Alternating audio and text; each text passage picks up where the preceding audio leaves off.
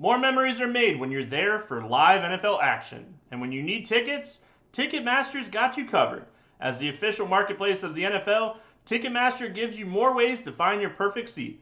Their interactive seat map gives you 360-degree previews of your section to make sure you have the best view of those pivotal plays. And if your plans change, Ticketmaster gives you more flexibility to sell or transfer your tickets. Plus, mobile tickets make getting in on game day a breeze. And you can even customize your Ticketmaster app to rep your team's colors. Find tickets today at Ticketmaster.com/NFL.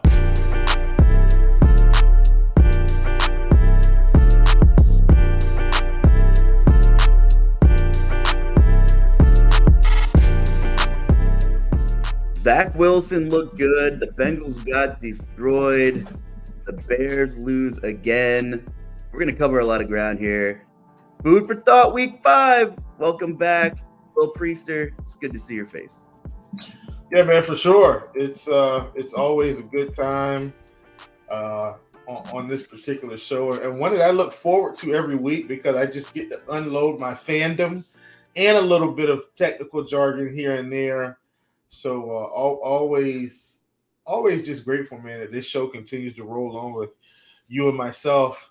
I guess we're doing something right. We continue to get the renew button every year, and so we're almost out of week 4, headed into week 5, and I can't wait to unload some goods for this. This should be a good show. I can't wait. I'm so excited because today we are joined by none other than Taylor TJ Zwarych.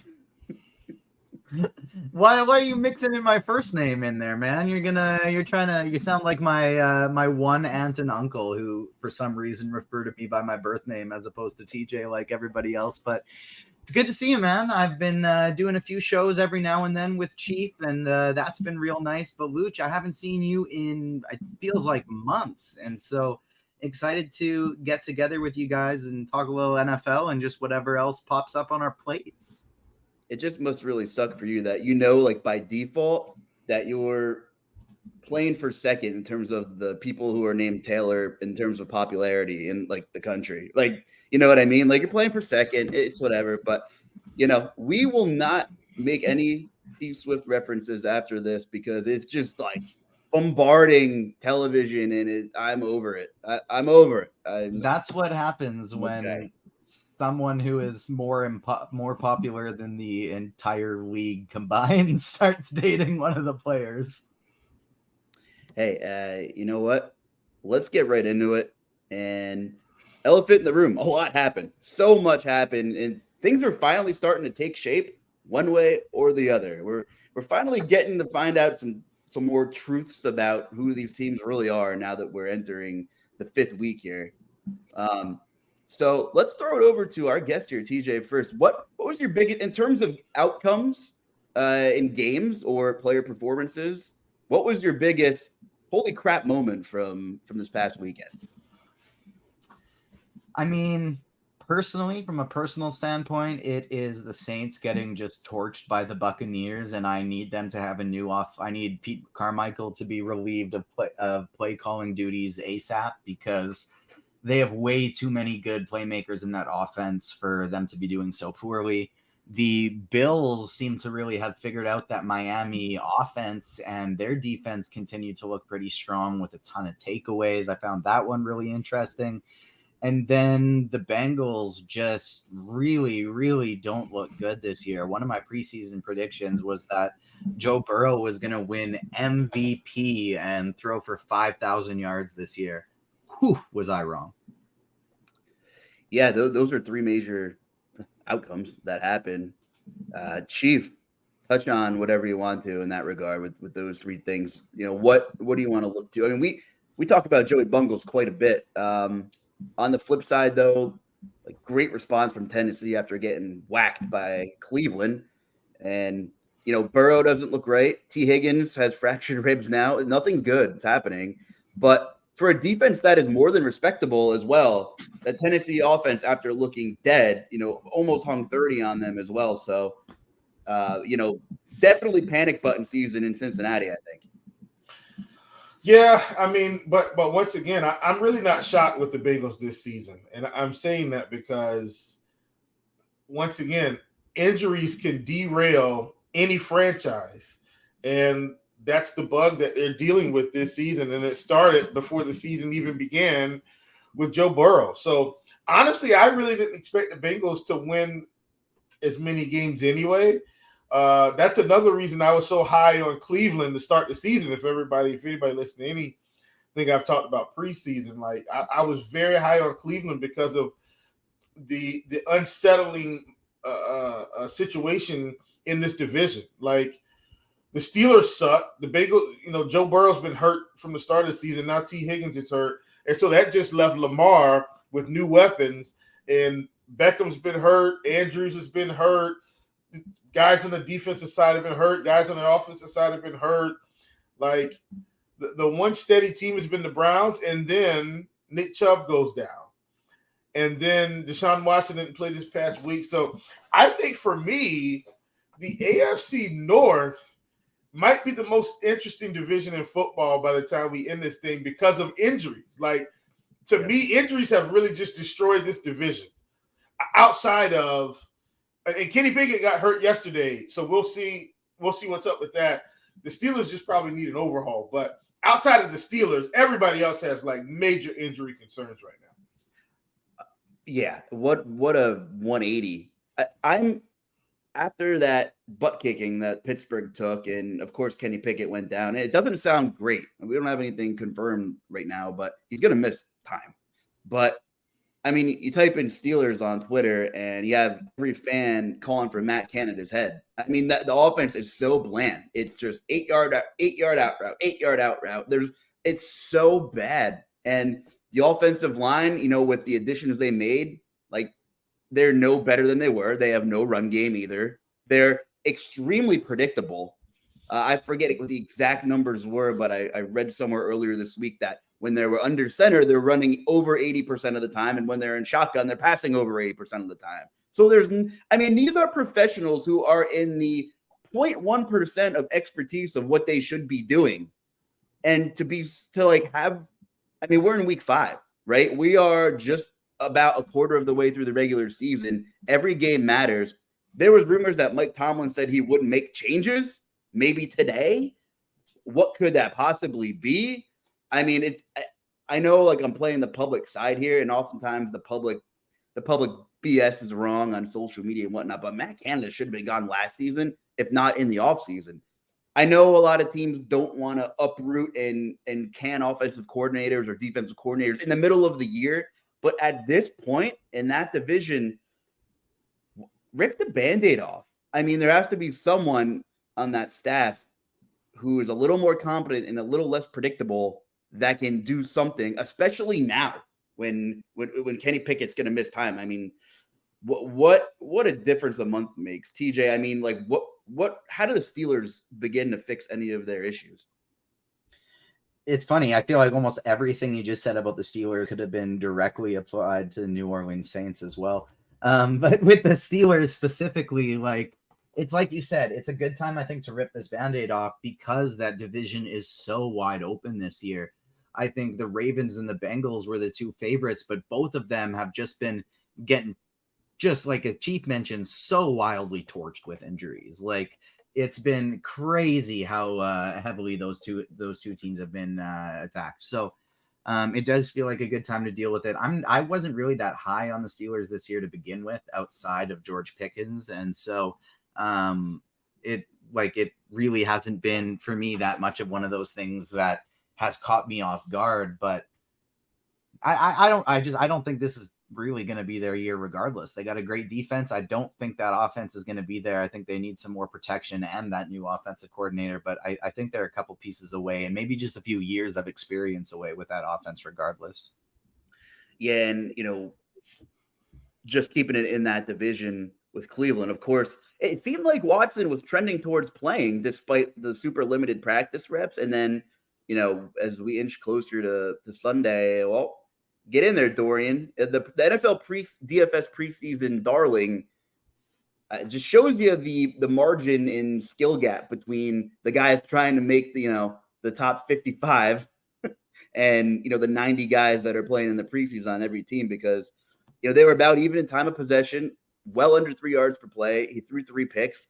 And, Baltimore has, we talk about Tennessee quite a bit because they have historically been the most injured team in the last 2.5 years. But Baltimore is probably thinking, no mercy here. We have dealt with significant injuries, not only this year, but in the past couple of seasons. I mean, it was last year when they lost Marlon Humphrey, and who else was it on the same exact play? Now Rashard Bateman, lingering foot issues. Beckham supposed to come in and fill a void. Nope.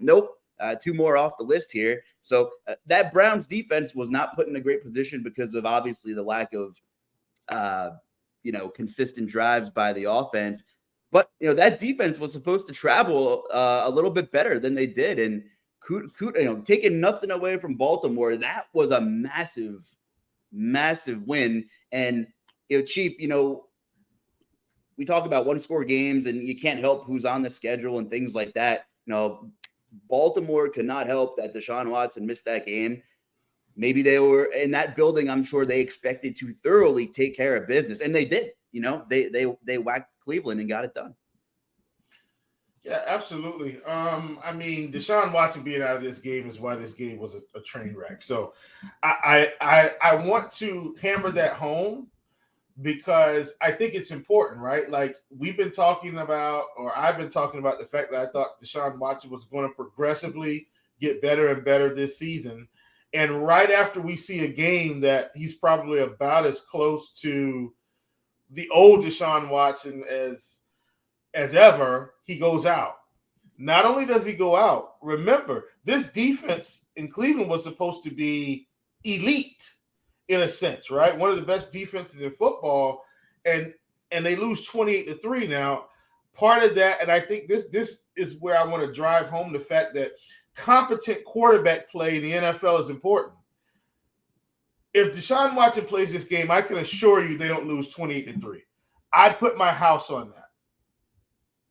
I'm not saying they win. I think they win, but my point is 28-3 because of a lack of better quarterback play. So I think Deshaun's helping this team out a lot more than we realize, even if he doesn't look like Deshaun from Houston every single play. So I'll leave that about this division. I've got tons of other things I can cover. And I do want to talk about the bottom of the bottom feeders game, which was the Broncos Bears. These defenses are terrible. And I think from a DFS perspective, every week, we need to just make sure we remember that. These teams can't stop anyone. We saw Justin Fields go out and throw for over 300 yards against this Broncos defense. Russell Wilson didn't have to do as much because he had some help on the defensive side, obviously. But this was a 31-28 game, and Justin Fields looked like a man among boys for 2 quarters. Let's say 2 quarters. He still, got the fantasy production that he needed. But I don't want to bury the lead here. The Broncos and Bears defenses stink. And so I know we're not in look ahead, but in look ahead, we need to be looking at salaries for whoever these quarterbacks are facing and because people are going to score points on these teams, period. So from a DFS perspective, they're getting targeted every week. Every single week, I'm targeting the Broncos. I'm targeting the Bears. I'm targeting the Vikings. I'm going to target the Raiders. I'm going to target I don't want to overlook that because this is how you continue to win consistently in football. Just attack the bad defenses. Good guy. I don't care who they're facing. They're all-time bad right now. I can't believe after our show together where we were wrong about Zach Wilson sucking on Sunday night, you're going to try and make me play Zach Wilson against the Broncos in week 5. Zach Wilson is getting played this week. He has to get played. So he has to. Were either of you watching that Jets-Chiefs game in the second half and thought... I watched the whole game. Yeah. But the second half, when things just clicked, and I'm like, what the hell is happening? He's throwing back shoulder timing routes in tight windows, and it was just like, is it possible that something finally just clicked and there was enough rhythm? I mean, Zach Wilson in that stretch of 30 minutes of football, this sounds absurd, looked like a top 10 quarterback over from the weekend. And I Zach can't Wilson is going to look like Tom Brady this week. Oh, wow. I take that back. Zach Wilson is going to look better than Tom Brady this week.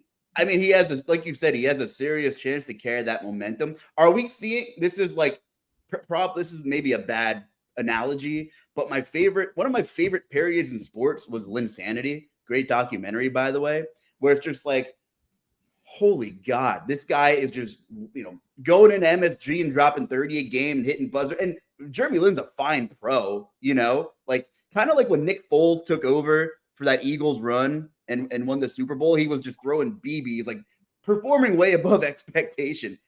Are we going to get to see Zach Wilson be for real or not? That's the question. It sounds like you're in, at least for this week. But Chief, and then I'll throw it over to TJ. If Zach Wilson was, I don't know, had the Steelers defense against him or San Fran, would you be as excited for him? No, absolutely not. But he's facing the Broncos. Let me just, guys, it feels like we're already in look ahead. I just want to say the Commanders get the Bears at home on Thursday night. I can't wait for showdown. I cannot wait. Sam Howell is going to be, my gosh, it's going to be incredible. And then we get Zach Wilson against the Broncos on the road in Mile High. I am very excited about Zach Wilson this week. Zach Wilson's cheaper than multiple backup quarterbacks. Listen, he's 4,900 on DraftKings, Chief. Listen, he's going in. I don't listen. These things don't make me puke because I've seen this. This was my measuring stick. God, I didn't believe this was going to be a Zach Wilson show. This is Zach Garrett Wilson, 6K. This was my measuring stick, Luuch. What was Justin Fields going to do against this defense? That was my measuring stick. Justin Fields, for all intents and purposes, has looked equally as awful as Zach Wilson this season. Equally. I don't care how you slice it. He has not looked good. Yesterday, he had about 250 at halftime, if I'm not mistaken. 250 in terms of passing yards at halftime, around there. You're telling me that Zach Wilson with an actual running game of Breece Hall and Garrett Wilson and Alan Lazard and Conklin and a little sprinkle of Aaron Rodgers' trusted wide receiver. Why is his name eluding me? Either way, he's old. The other guy, he's old. Cobb. Thank you, Randall Cobb. Thank you. Just old Kentucky guy. Just his name eluded me for a second. If the Jets offense should be able to take off this week. Now, I'm not saying they win. I'm saying Zach Wilson is going to put up points this week. Gosh, man, the Zach Wilson pod. Here we go. I mean, I know we're on Monday, but doesn't it just feel like they're all going to be over-owned, especially at Zach Wilson at that price? I don't think so. I think Garrett Wilson could end up being like the highest owned player on the slate, being only 6K going up against Denver after getting peppered with targets against the Chiefs.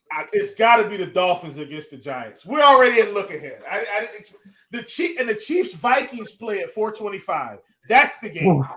Oh. That's the game, and the Vikings are at home. I don't think the Jets offense is going to get as much ownership as that. No way. Good point. A lot of juicy games with high totals. And just kind of like circling back before we put the pedal down into week 5. Good call. I mean, but it kind of meshes because obviously Miami throwing 70 up against Denver was a big deal. We learned that Denver is in fact terrible defensively. But that's 2 games now that when the Dolphins have played competent offenses that they've given up at least 36 points. The Chargers and Buffalo. And they just couldn't outscore Buffalo. And Buffalo defense stepped up. And the Bills quietly shellacked both of their week 2 and week 3 opponents. Like quietly was outscoring them. I don't know what it was like 65 to 10 or something. And How about this one? Whenever the Bills have put up 30-plus points in the past 2 seasons, Gabe Davis has scored a touchdown in 7 of 10 games now. Just saying, if you think the Bills are going to hang 30, Gabe Davis is probably scoring. For whatever, as inconsistent as he was and kind of how disappointing he was last season in terms of DFS and ADP, but Gabe Davis scores when the Bills put up points. I don't know why. Like, there's no other science behind it. He just finds the end zone. But kudos to Buffalo. I mean, that kind of humbled Miami a little bit, very quickly. They're in a good bounce back spot as, they get the Giants in a short week, which we will get to. But Josh Allen looks completely different than he did in the first 4 quarters of the year. And I'm chalking that one up to the season. I'm still not high on Josh Allen. I mean, he's not getting the Aaron Rodgers treatment from me. I just want to say this, Chief. I want to say this, and then I'll give it to you. But you talk about Josh Allen making suspect decisions, this season. Well, what do you make of some of the throws Patrick Mahomes was making on Sunday night? If you're gonna like poo-poo on Josh Allen, you got to be like, what was Mahomes do? I mean, those were terrible throws. Some of those throws were. I don't think those were terrible decisions as much as just terrible throws. I think he got caught in the bright lights of Taylor Swift a little bit and just babied a couple of them. God, he was just 10 yards short on like 3 of those. It was so weird. Yeah, one of them he threw a duck. The ball was just spiraling out of control down the middle of the field. Listen, Patrick Mahomes' body of work says that's a one-off. So I'm going to give him a pass. Here's why I'm not as high on Josh Allen right now. So hear me out here. Hear me out. It's early in the season. And I think the expectations of this team is Super Bowl. Here's where I get really critical with the quarterback play. If I'm going to be critical of Aaron Rodgers, I've got to be critical of Josh Allen. Josh Allen is continuing to exit the playoffs too early. Outside of his 1 year where they almost got there, he's not closing the deal. And last season, we saw this team unravel from the middle of the field, middle of the year down the stretch. Like, I like the Bills. I think everybody wants the Bills to finally win, and they may win during the regular season. But this team is playing for a Super Bowl, and the window is going to continue to get smaller. And I think it's starting to close. If Josh Allen can't get to the Super Bowl this year, they're done.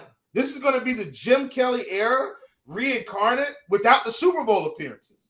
That's what this is for the Bills. So I like Josh Allen. We're going to judge him week to week.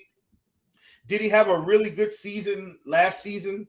Absolutely. But last time I checked, Josh Allen's been in the league longer than Tua. So he's got to get this thing right. They've got to win. They've got to continue to push the envelope, and they're going to need home field advantage. If they don't get home field advantage, they're not going to the Super Bowl. And I know we're jumping like way ahead. And as I always say, injuries can derail any team season, and I'm all about that. When if he gets hurt and Diggs gets hurt, and another one of their primetime defenders gets hurt, which one of them got hurt yesterday. Like, I understand that. I always give team a pass. Your top 3 players get hurt. Come on, like give them. They're not going to the Super Bowl unless you're the San Francisco 49ers. That's the only team in history that can lose 40 quarterbacks and still win. That's it. Nobody else is doing that. The Bills have to stay healthy, and they have to get to a Super Bowl. Like this, they have to. If they don't, I don't care how great Josh Allen is in the regular season. We know he's great now. Prove it. Go win the big games. Why are we so hard on Dak Prescott, right? That's what I'm saying. Like, let's be clear across the board. Why are we so hard on Dak? He can't win the big games. He can't get into the playoffs and win. Why have I been so critical of Aaron Rodgers? He hasn't been able to get into the big games and get to the Super Bowl consistently to be considered one of these all-time greats like the media has made him out to be. But then you look at freaking Brock Purdy maybe going to a Super Bowl again. And we don't have him anywhere near the class of these guys. All right, I'm done. On the side, one more, and I promise I'm done. Jalen Hurts was a backup quarterback when he entered the NFL. He comes into a situation with the Eagles. Yes, I know he was playing in the NFC least. He's already made it to a Super Bowl. I know the AFC is hard. I don't care. Get to the biggest stage, and then we can talk. TJ, I think the common denominator between Josh Allen's terrible game and Patrick Mahomes is kudos to the Jets defense. I mean, yeah, I think they are a very strong defense. They got great corners. They have great pressure up on the inside. So I'm with you there. That Jets defense is definitely underrated. The one thing with like the Mahomes one is it like there were plays he had people open and he just played like crap. He has every once in a while one of these games. And then the second people are like, he's garbage. Then he goes out and proves that, no, he's still the best damn quarterback in the league. And so I agree with Chief. I think it's just more of a one-off for Mahomes. And that Jets defense is quite solid. I know we mentioned the Pittsburgh game, but Chief, CJ Stroud again. He keeps doing it. Why is he not a Panther? No clue. I'm just not even going to talk about that. But I think what we're seeing from the Texans, it's CJ Stroud. But once again, TJ, you probably know this. I know Luuch knows this. Does anybody know where DeMeco Ryans came from prior to this stint? Houston. Where he played. Well, he was coaching in San Francisco. And what was he doing? Coordinating defense. And that defense was flying around, and they were, a menace to society. And look, say what you want. He has this Texas team playing the best that they've played probably ever. And they've got a young quarterback in CJ Stroud that's getting it done. Luuch, we talked about this. He's got the right complement of receivers to not have the names. He's got a guy that can stretch the field. He's got a possession guy. He's got a gadget guy. And he's got a tight end, a professional tight end. And while Dalton Schultz may not be getting all the targets he did in Dallas, he still can be a safety blanket. And I think they've coached Stroud. If you look at his target distribution, even though he has, a constant, Nico Collins seems to be his guy in a sense. He's spraying the ball to whoever's open. Well, to me, that goes off. Hats off to his quarterback coach. Hats off to his offensive coordinator. We don't need you to lock in on a guy. We need you to hit the open man. And guess what they're doing? They're scoring points, and they're winning the games that they need to win. And if they continue to play like this, we'll see how everything comes together. They play the Falcons this week on the road. If they win this game, I'm going to be very impressed. Not because they're playing the Falcons, because it's traveling now, right? If you can travel and win games in the NFL, you've got something going. So let's see how this rolls this week when they go to Atlanta. But Stroud's playing straight. He's playing phenomenal. It's a great spot for them. Atlanta's coming back from London. So what a spot for Houston to if you're going to play a road, a rookie quarterback on the road, that's the situation you want. Team's coming back from another country. Yeah. Are you buying TJ Stroud, TJ? He looks pretty damn good. Sorry, Chief, but as a Saints fan, I'm not mad about Carolina's failures, but you got to be wishing as a Carolina fan that CJ Stroud or Anthony Richardson was maybe your guy over Bryce Young right now. But I'm buying it. He looks really good. And I'm not just buying it from a real life perspective, but I'm buying it from a fantasy perspective too, because we kind of thought Dameon Pierce would be not we, but the industry kind of thought Dameon Pierce would really be the only viable Houston Texan this year in fantasy. But Stroud is making Dell viable, Collins viable, Robert Woods a little bit viable. So many, he's flinging it and he's doing an absolutely incredible job. 300 yards last week. He's getting close to setting rookie records for most passing yards in his first few games. He is on pace for the most passing yards in the history of for a rookie in the history of the NFL. Who knows if he's going to keep this up throughout the season, but it's tough not to buy into this start because he looks pretty great. one of the biggest knocks on him was, he can't extend plays. Well, they're missing 3 starting offensive linemen, and the fact that he was able to, protect the football, extend some plays. I know he didn't hit like 70% of his passes or anything, but he can extend plays. If you saw any of that game, he was rolling out on the run, throwing darts. I mean, just awesome stuff. And we talked about on the pod last week, Chief, how is Collins, Dell, and Robert Woods, and like typically every week, 2 of them is getting enough volume to want to be in your player pool. Last week it was Nico, 9 targets, huge day. Pretty much broke the slate at the wide receiver position.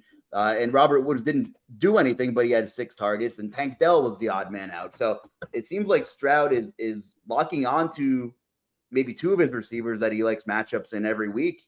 And maybe one of them's having a fantasy day. Every week so far between Collins and Dell, I think, or unless maybe 3 of the 4 weeks, like one of them has been massive upside every week. Week 1 it was Nico. It was Nico again in week 4. And I think Tank Dell was the 2 in between weeks, if I'm thinking correctly. And he's had like one that was like kind of solid. Like the yards and catches have been there. Like I think one week, I don't know, he had 6 for 56 or something, and maybe no touchdowns. I'm pulling that out of thin air somehow, but you get what I'm saying. Like last week, I know he had the big week, and I know he had another big one sprinkled in somewhere. And then the week before, the week before this week, it was kind of a down week. And I think week 1 and 2, I think he had really good weeks. Just from a fantasy perspective for his price. Well, we covered a lot of ground, so there's a couple more. Can I say one more thing about last week? One more thing? No, we're going to stay here. Yeah, we're going to stay for a little bit. Yeah. So, I don't want to overlook. So, like a lot of times, let me say this. In the NFL, the talent between 2 teams is generally not as far apart as we think. Like in college, if Alabama plays one of my local college teams like Charleston Southern or the Citadel, like these teams are going to get smoked, right? They just don't have the talent to keep up. In the NFL, even the worst team still has talent, right? It may be a philosophy issue, it may be a coaching problem, it may be a front office problem, but at the core of it all, these are all professional athletes, and there's some real talent on these teams. The reason I'm mentioning that is because not only did we see the Chiefs win 23-20, we also saw the Eagles win 34-31. And I wanted to point that out because good teams find ways to win games. And that's the differentiator, right? Like, yeah, the Cowboys are great, but will they find ways to win games when things don't go well? They're not going to beat everybody 38-3 every week. And I think we saw a little bit of that in the Arizona game where, the butts are clinching up and they're getting a little tight. It's like, hey, Dak defense, we got to find a way to win this game, right? Find way. The Chiefs, they went up, they struggled, but once again, they found a way to win. Now, yeah, Zach Wilson fumbled on that drive, but they still put together a drive of their own to kick that field goal. They found a way to win. The Eagles, it was a tough game. They had to go in overtime, but they found a way to win. And that's what you have to do in the NFL. So I wanted to say that because I know a lot of times, man, we're expecting blowouts from these really good teams, and that's not going to happen every week. Sometimes they're going to be in a dogfight, and this is how they're one of the elite teams in the league. They find ways to win games. More memories are made when you're there for live NFL action. And when you need tickets, Ticketmaster's got you covered. As the official marketplace of the NFL, Ticketmaster gives you more ways to find your perfect seat. Their interactive seat map gives you 360-degree previews of your section to make sure you have the best view of those pivotal plays. And if your plans change, Ticketmaster gives you more flexibility to sell or transfer your tickets. Plus, mobile tickets make getting in on game day a breeze, and you can even customize your Ticketmaster app to rep your team's colors. Find tickets today at Ticketmaster.com/NFL.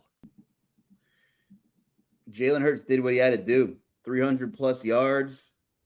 DeAndre Swift was good enough. A.J. Brown, massive game. But Sam Howell, what a bounce back, though. I mean, he showed some real stones at the end there to tie the game as clock ran out. Once again, can't wait for Showdown on Thursday. I love Sam Howell. Freaking wait. Yeah. I mean, he was kind of one of the best ball late round flyers that picked up a ton of steam. And he's been more than serviceable. I mean, he's still got a 2-2 competitive football team there with Washington, TJ. Yeah, he was one of my best ball darlings this year as well. I think he might have ended up being my most drafted quarterback just because he was always available late in those drafts. And I like McLaurin, I like Dotson, and so I'm big on Sam Howell this year. I was since the beginning of the season, and I really plan on continuing it because he looks really good. And so I actually wish this game wasn't on a showdown slate next week so I could be running out Sam Howell on the main slate. But I'm with Chief. We get Zach Wilson on the main slate. We're good. Yeah, I don't like that as much. I don't like that as much. You like that. A couple of these other games we can just touch on before we look ahead. The London game, Jacksonville took care of business, coming off a loss. 23-7, Calvin Ridley revenge game, scored a touchdown, only got 2 targets though. It was the Christian Kirk volume game. Desmond Ridder, I don't know. I'm not sure. I'm not sure about Desmond Ridder. And I think, we're seeing some chatter with Taylor Heineke, and we've seen Heineke come in and do it multiple times and revitalize a dead Washington team. And I think from a fantasy perspective, best ballers and DFS players and season long are begging for Taylor Heineke to come in and free Kyle Pitts and Drake London just a little bit more. I mean, Kyle Pitts is too damn good to be neglected the way he's been. I mean, unbelievable. I think. We think he's too good.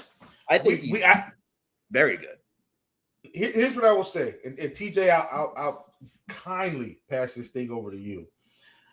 I think we think he's better than what is being presented because of the lack of involvement, but we won't actually know until he's actually involved. And that to me, that's the drawback with Pitts and London. Like, we feel like they're good, but are they? We won't know until they get actual competent quarterback play. And once again, I know Arthur Smith wants to just, wants to turn into exotic smash mouth football like the old Tennessee Titans. A little hometown reference there for Luuch. But that doesn't need, to me, that does not need to be the identity of this team. Not when you've got Bijan and you've got Pitts. I mean, heck, you got Cordero Patterson, who's going to be back or was back.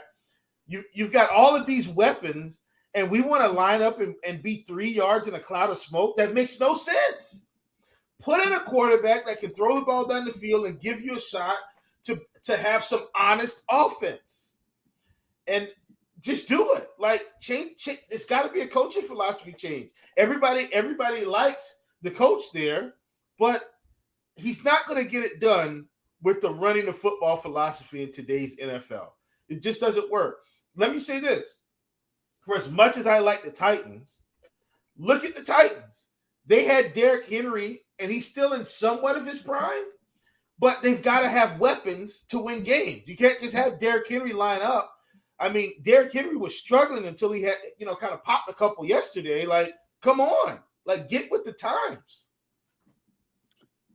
How long is Desmond Ridder's leash? If he has one, TJ. Like, do you think there's a leash here with Desmond Ridder? Or, I mean, because you can't go back to him this season. It's one of those situations. Yeah, I think because of how young he is and because of just how not great this team is, I do think he's got a pretty decent leash. But having said that, I don't think he's great. I think there's a multitude of factors kind of going into here, though, because Ridder, one, not great, but I do think it's a lot to do with the coaching and the play calling and this offensive style that they're running here. Because, like, in terms of how good Kyle Pitts is, and I don't think that I think certain players have something kind of like something like a Puka Nacua where he showed in the combine, he's not the fastest guy, but when plays are running, he knows where to go just to find himself open, help out his quarterback, and get some catches. I don't think Kyle Pitts is necessarily that, but what he is a absolute athletic freak. He's big, he's strong, he's fast, he can catch. And so to me, getting him more involved lands on the coaching. When you have a guy like that, you need to go out of your way to be like, oh, this dude is one of the most athletic guys in the league. All right, well, we have 22 plays in our playbook specifically designed to get him the ball. And then in these other formations, he's going to be the primary target with Drake London coming underneath to catch a route if he's not open. Like, to me, that's much more of a coaching thing. I've always kind of thought that a good coach has a really great scheme that they can run, and it's awesome. And typically this works more often than not than college because you can recruit players for your scheme. A great coach, they don't have a scheme. They build their scheme around their players. They view their team every year and say, well, this is what my team is best at, so I'm going to adjust my scheme to make sure my best players are getting involved as often as possible. And the Falcons just don't do that. They kind of just act like we are a football team, and this is how football teams win games, and this is how we are going to do it, as opposed to looking at the players that they have on their team and going, that's our best player, that's our best player, this is our best player. We got to make sure we scheme to get them involved.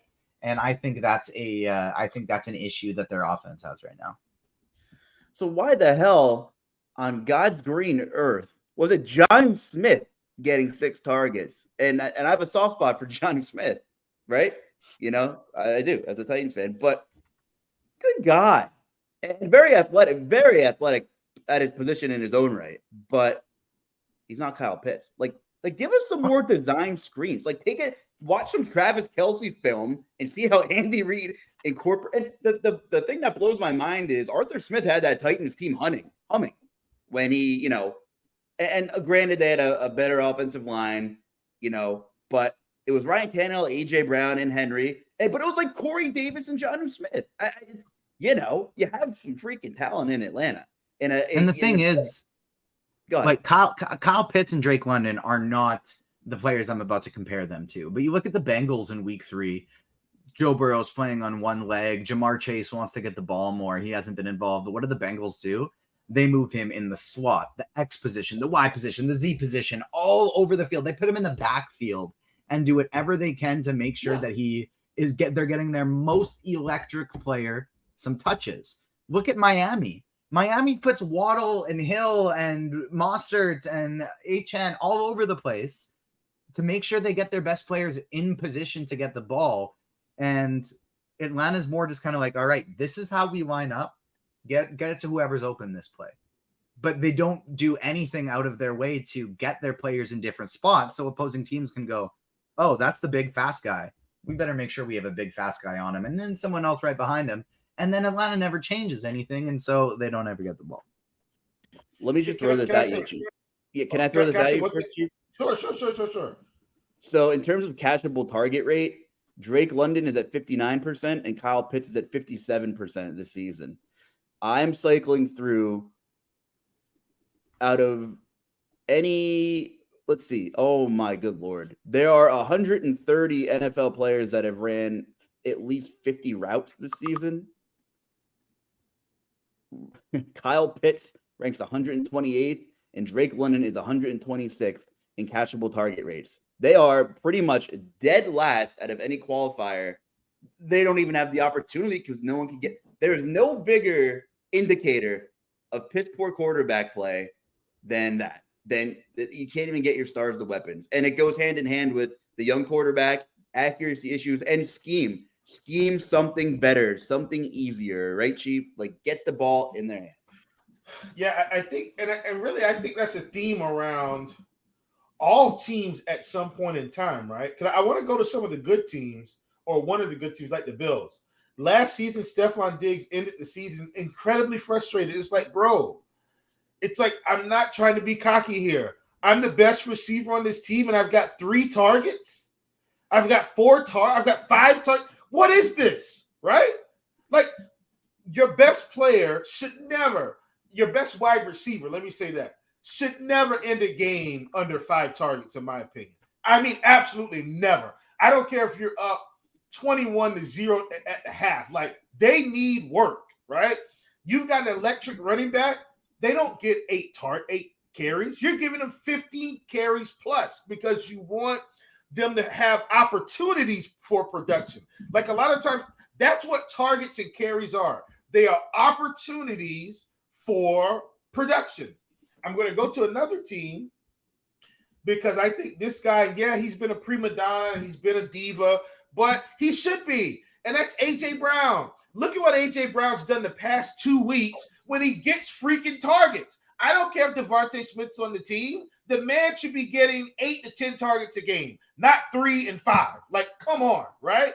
And that's the issue, man. I feel like an old man yelling at the clouds on this episode, but that's the freaking issue with the stupid Falcons. Like, get the guys the opportunities. The only guys that have opportunities that are actual is the freaking running back room. Bijan's going to get opportunities. Algier's going to get opportunities. Heck, Devin Ritter's going to get opportunities. Cordell Patterson's going to get opportunities. And the wide receivers just have to stand out there and hope that the ball gets thrown to them a couple times a game. That's freaking piss poor coaching. Get the guys the ball. This is my favorite. I love this. That was awesome. Get the guys the ball. There's the name of the podcast.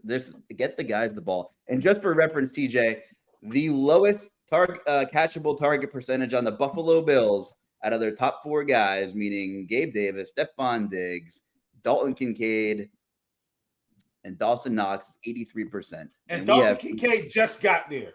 He freaking just got there. And we have Drake, and we have Drake London and poor Kyle Pitts under 60%. It is what it is. You got any last words about last week, TJ?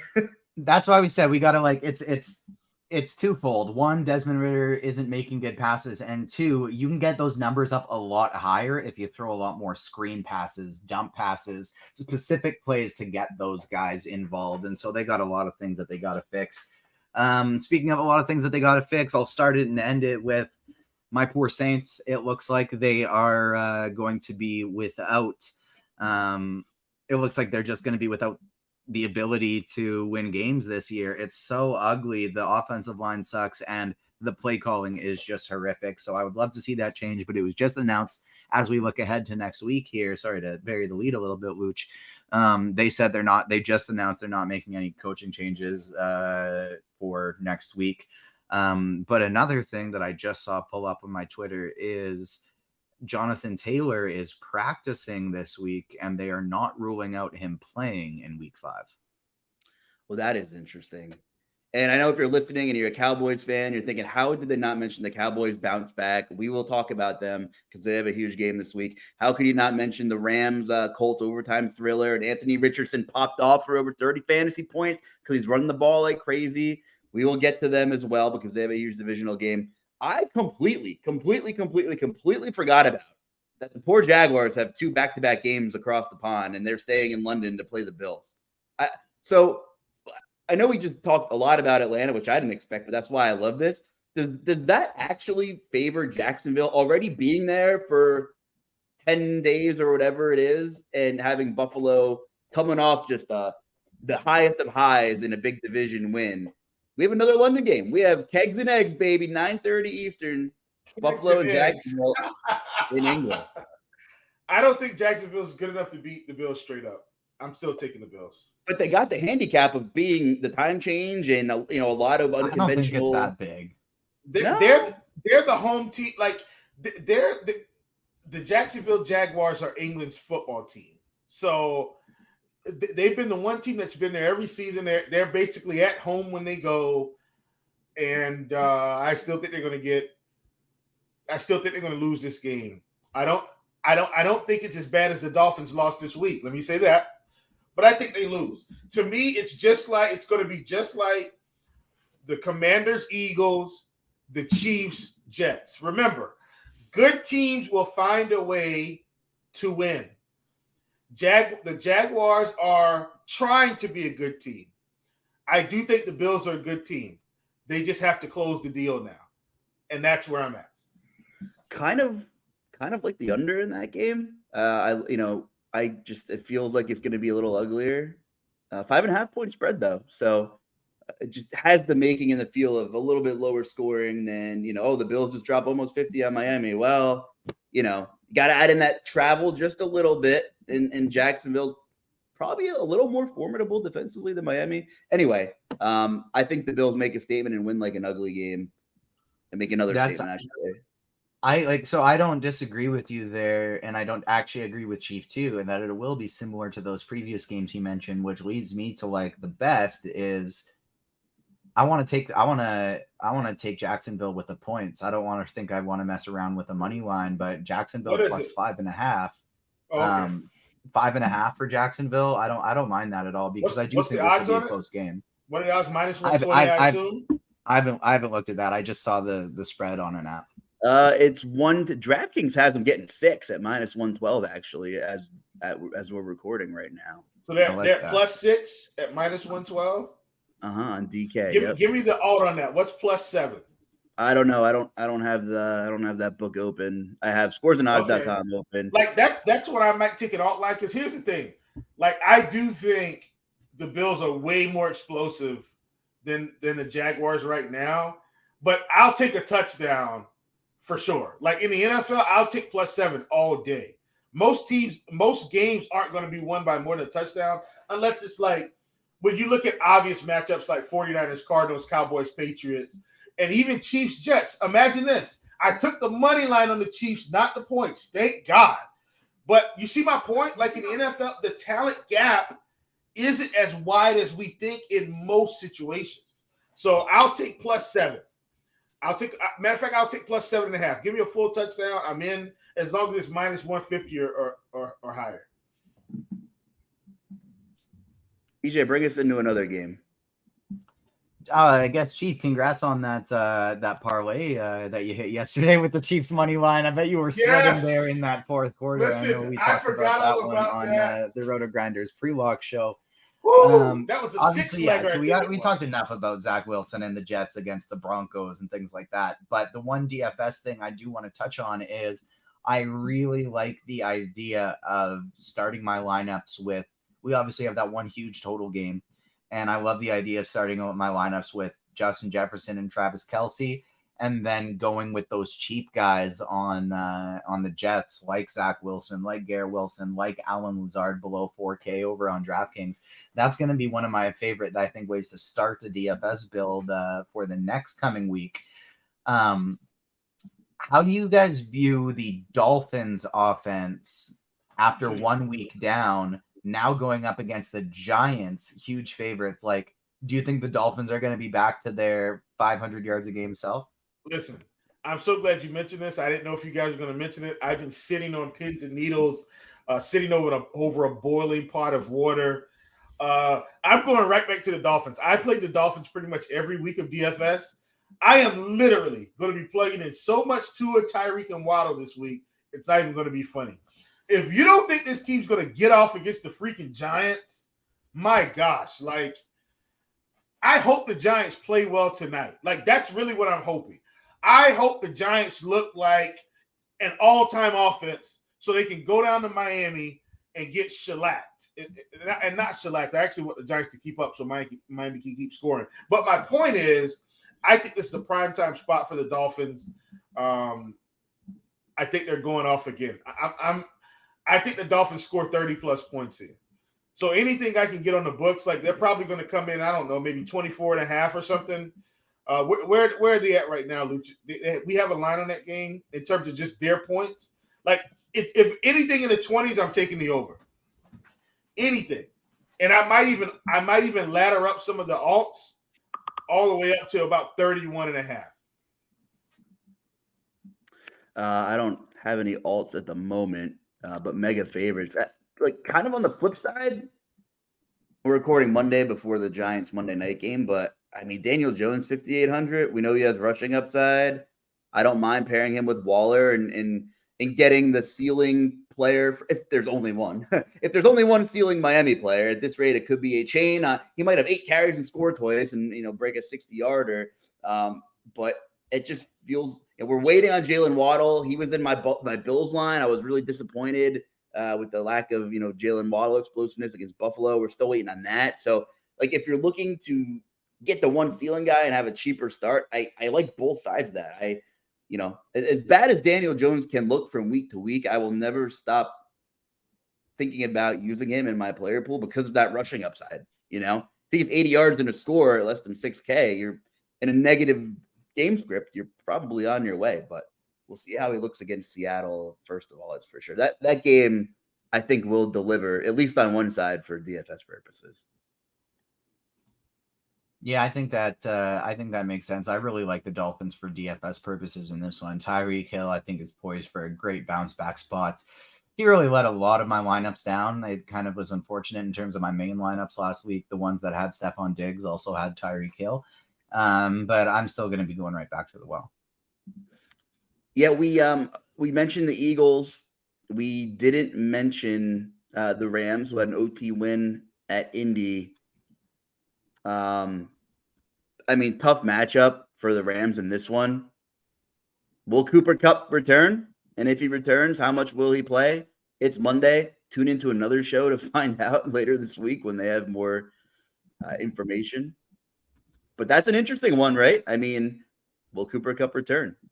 That's a huge headline. Yeah, it is. Like, I'm personally probably going to be avoiding that Rams offense, wait and see a little bit. Puka is priced up now, and so I'm going to be interested in watching that game and watching that Rams offense, but I'll probably kind of wait and see how everything looks once he's back inserted. I know Philly's traveling across the country, but they're in a dome. They're coming off a gritty win, still put up 30 points. Like, outside of Aaron Donald, that defense isn't very good. It could be a low-key smash spot for the Eagles, I think, who, you mentioned, TJ, you mentioned like Chief, you mentioned 3 or 4 games in the beginning that were really appetizing for DFS. The Eagles might be a little bit of an afterthought, like as much as they could be an afterthought on this slate. Yeah, I like the Eagles for sure. Like, I think it's a good spot for them.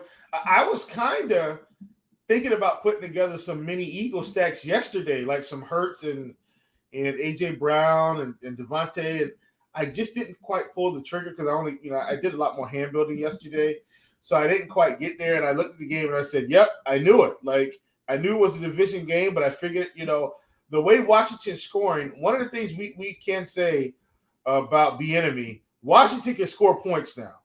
Like, they're scoring. They just got to start putting together some better defense here. So, kudos to Eric Bieniemy for kind of putting his stamp on his offense and allowing these guys to thrive.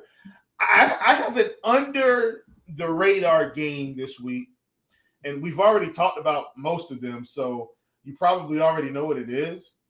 But call me crazy, the Cardinals might get off this week again. They're at home.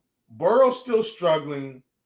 The formula right now is to just keep the pressure coming, and Burrow will falter because he can't move around as much. If you can find a way to keep the pressure and neutralize Jamar Chase, I think the Cardinals will be able to score points. Like, Joshua Dobbs is looking fine. Like, they got beat up by the 49ers. They should have. The 49ers are a top 3 team in the NFL right now. But I think the Cardinals sneakily win this game, and we're probably going to get them at plus money. Big time plus money. I'm thinking we get them around plus 140, plus 150 in this one. I could be wrong. I haven't looked. I feel like taking the Cardinals this week at home. They're a tough team. They play hard. From a DFS perspective, and I'll throw it over to you, TJ, I don't mind going back to Joe Mixon in this spot. Obviously, Arizona getting just dominated on the ground. And, of course, they want to keep Joe Burrow out of harm's way. They're likely down T. Higgins.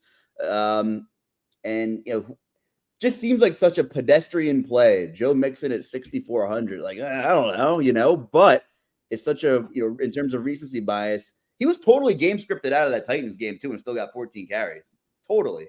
I think Joe Mixon's interesting, and he's not a guy I typically want to play.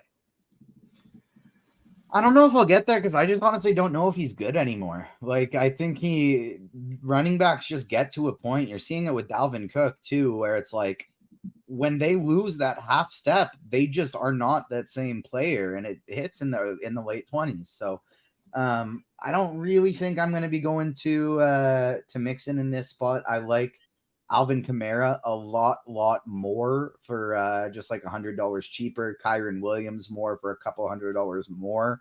And even Achan and DeAndre Swift, who are cheaper than them. So I just like that mid-range of running backs so much. Breece Hall at $5,400, Miles Sanders at $52. I definitely am just going to be sticking in that range as opposed to. I mean, like he's in the same range, but even James Conner's a similar spot. I would in same game. I would rather go with him. I think. I know what we briefly talked about the Vikings game, Chiefs game. Should be a lot of firepower there, but so many. And I don't know how ownership's going to break down here later in the week, but are less people going to pay up for the Mahomes Kelsey than we were anticipating? I know it's Minnesota, but how much value did we talk about? And how many games like that Miami game did we talk about? Every now and then, Kelsey hasn't had that game yet, right? He was supposed to have that game against the Jets. He didn't have it. I kind of feel like the Vikings can't stop a nosebleed. Am I on the wrong side of thought process here?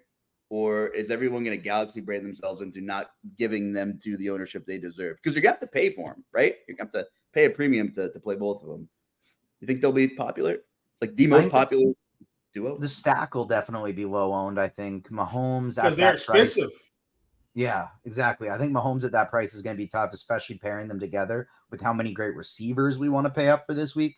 But Kelsey on its own, I think, is a fantastic spend up.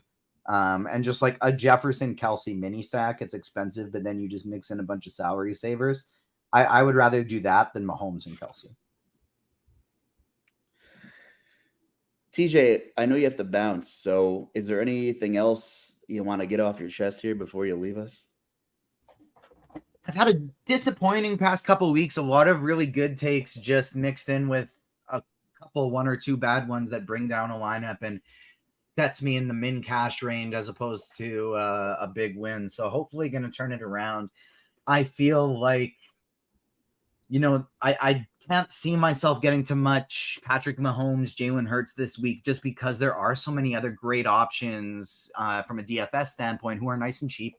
I have no problem getting to, a little bit of problem getting to Zach Wilson, but Zach Wilson and Anthony Richardson and Tua Tagovailoa, all these guys, low 7Ks or for Wilson's sake, sub 5K.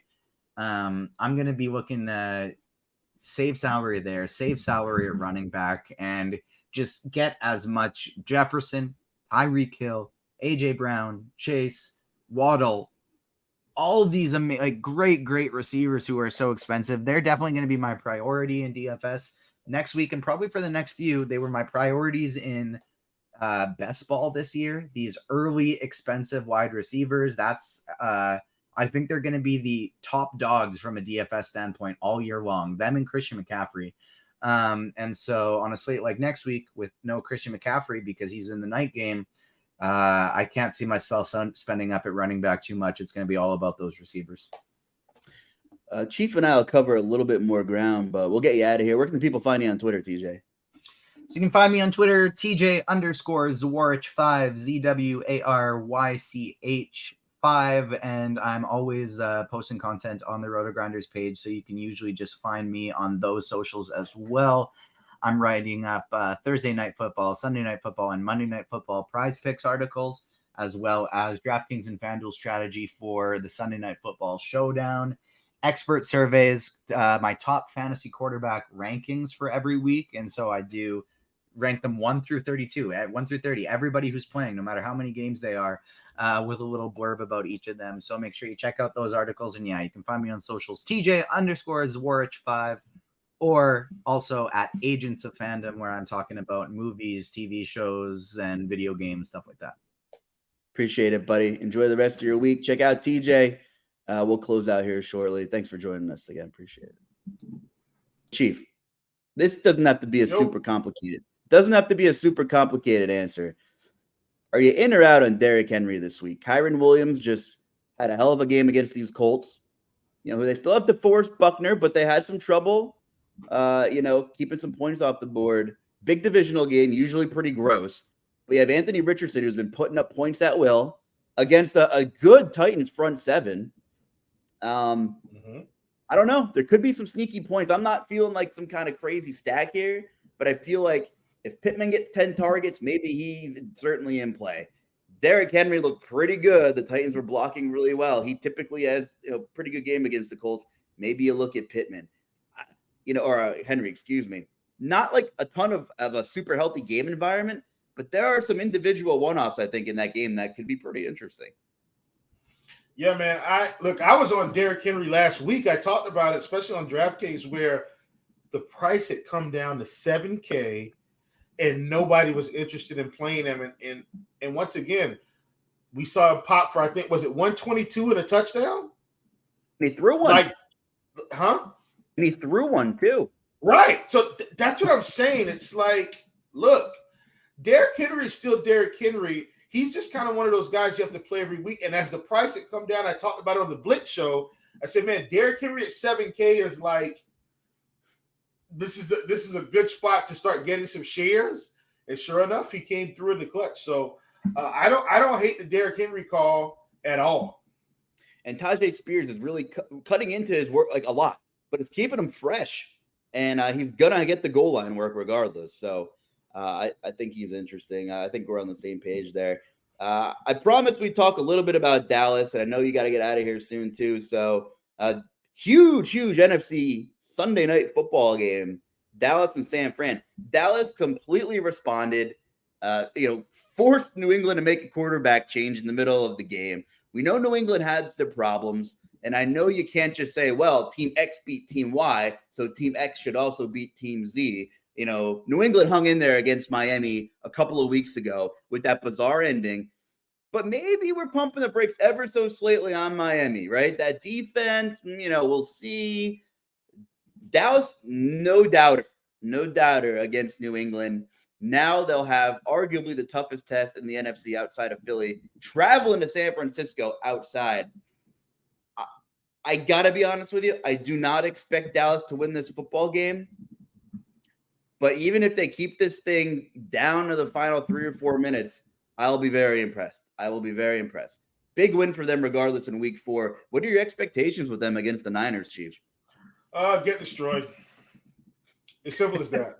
The Niners are the better team. I know the Cowboys, their defense is good too. But the Niners are at home. It's a Sunday night game. Dallas is coming off of another thrashing. They just bounced the Patriots right out of there. I mean, I just think the 49ers are a better team, a better interior organization right now. And when you can continue to win games with Brock Purdy, that should tell you all you need to know about how good this team is. And that's not an indictment on Brock Purdy. It's about how this team is set up and built to win. Vegas has it as a 3.5-point game only as of right now. It just doesn't – Dak Prescott hasn't won many of these outdoor across-the-country games. It just feels like against a tough defense that'll probably force him to be one-dimensional at some point. So I think it's going to be squarely on his shoulders to when it comes down to the fourth quarter, maybe they're down by 4 or 6 or 7 to do something, to go out there and do it. Yeah. I mean, I'm not writing Dallas off as a bad football team, okay? That's not what this is. I just think the 49ers are a better football team. And if this game was in Texas, would you have a slightly different opinion on how, on a outcome of this game? No. Not at all. So you're selling Dallas a little bit. Is it more of a New England is kind of a mess thing? Just looking back. Like, can you gauge anything off of that game? I mean, they were supposed to beat New England, right? Yeah, right. Like, they're at home. New England's not a better football team than them right now, even though Bill Belichick's the coach. So I think their defense is better. Their offense is absolutely better. They should have beat New England. It didn't help that Mac Jones had so many turnovers, right? Like, that's the thing. Like, Mac Jones had a ton of turnovers. Dak doesn't play defense. He plays offense. So, opportunities were created. They're not going to get those gifts this week. They're not. Like, Purdy's not turning the ball over 4 times. He may turn it over once, and he might not turn it over at all. Like, so if the defense isn't going to get the same amount of opportunities or create the same amount of opportunities for the offense, I can't in good conscience take the Dallas Cowboys to beat the 49ers, no matter where the stadium is. We are almost, it's only Monday, and I get it, but almost all of the money and all of the bets are on San Fran with the spread and the money line. We'll have to see how that trends throughout the week. You would imagine it would have to move. And if it doesn't move, then that's a kind of a sharp indicator. Like, if that thing is still 3.5 by Saturday night, or maybe 4, like that if like I think you're right. I think San Fran is the better team. But if all the money keeps pouring in and that thing's not like 4.5, 5 by Sunday night, I don't know. I might follow the money. It might be one of those weird ones. We'll see. But big prove it game from Dallas, I guess. We could leave it at that. It's a big prove it game for the Cowboys. So absolutely. I know you got to get out of here, man. So anything for story time before we head out? It's almost the wedding, and I think that's going to be my big thing every week now. It's a countdown, and we're almost a month away. The wedding's November 4th, so we're 32 days away. 32 days away. Wow, does that make it sound really real? But I couldn't be more excited. Love you, Geraldine. And she doesn't listen to this podcast, by the way. So I'm literally just saying it because I love her. She won't even hear this. But I'm definitely ready. And I can't wait. That's awesome, man. Let's wrap it up. We will be back next week. Big shout out to TJ. Yep. I need to make my way down to Nashville before the end of the season. My problem is, and I guess this is my little story time, is I want to go to a game that matters. I don't want to book a trip, spend the money, and it's a meaningless football game. You want it to mean something, right? You go to your favorite team's game. So that's a conundrum I'm in. And of course, the Titans are 2-2 now, and I don't know what they are. Typical Titans team. You don't really know what they are until they have a playoff game and it's tied up going into the fourth quarter, right? It's just who they are. So we'll find out some more about them this week against the Colts. Chief, where can the people find you on Twitter? At Chief Justice 06. Chief Justice 06. I am the Luuch. Thank you all for tuning in. We'll be back at you next week. Have a great weekend and good luck, everybody.